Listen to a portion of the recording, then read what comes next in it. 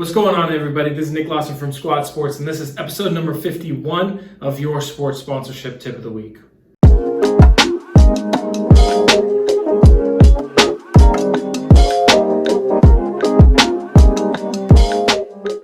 All right, this week, we're probably going to get another shutdown happening. I think that's very much on the brink of what's coming for us in sports and sponsorship. I'm not saying necessarily games will be canceled, although we're seeing it in college. We're seeing games postponed, canceled. Obviously, very, very tough for our assets that are tied to physical games, to games being played. Can't be utilized, right? They can't be used. They can't be engaged with.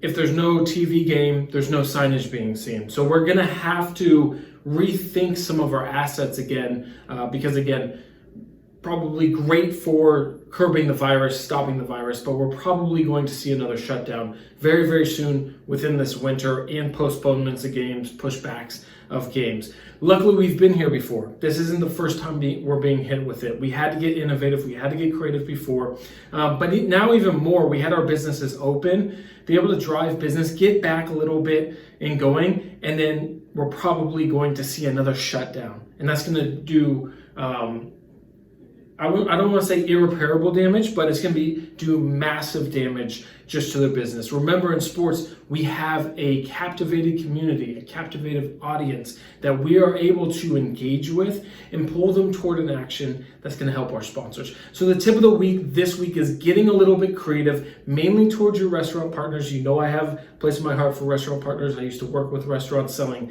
ad space. I know how much this is going to hurt them again. Some of them honestly are going to go under with the second shutdown.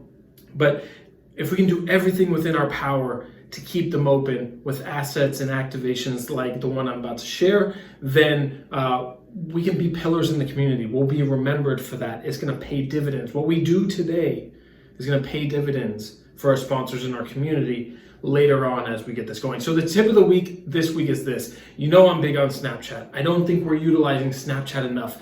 One of the big things as I was thinking about Snapchat for why teams don't necessarily love Snapchat is not a discover platform. And by that I mean there's no real sort of discover wall that you can scroll through. You have to convince somebody to follow you. And you know, that's really one of the biggest things that a lot of teams say, hey, you know, I don't have time to sort of go and grab those fans and have them follow me.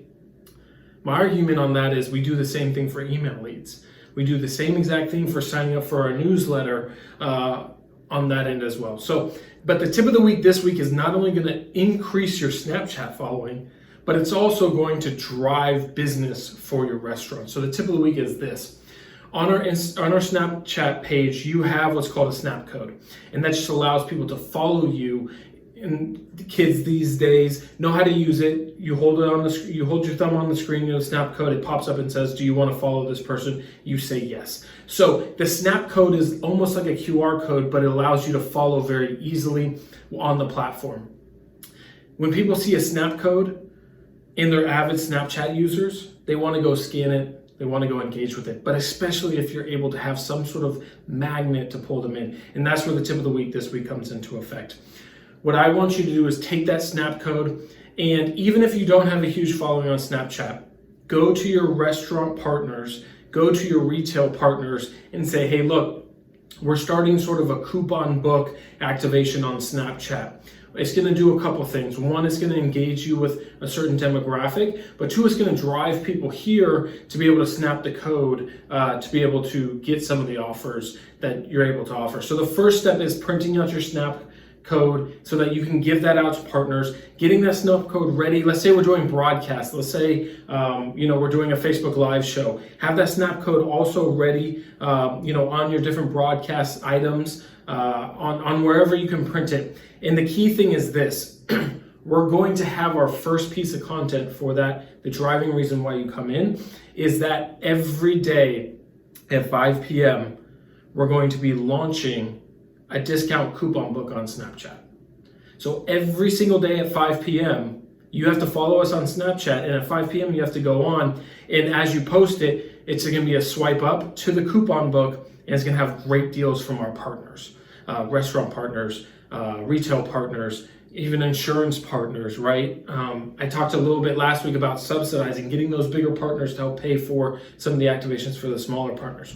But every weekday at 5 p.m., we're gonna have offers that go out to these fans that follow you. It's gonna do a couple things. One, it's gonna pull them in. You're gonna get followers. You're doing a pull action. Why should I follow you on Snapchat right now? Well, content's great, I can get that somewhere else, but this coupon book can only be found on Snapchat. You have to follow us on Snapchat. That's gonna pull in an audience for you that you can really drive engagement, revenue, and it's a brand new asset. If you've ever had trouble getting a Snapchat following, this is a great way to do it. Number two, it syncs that sponsor where you're putting these snap codes with your team.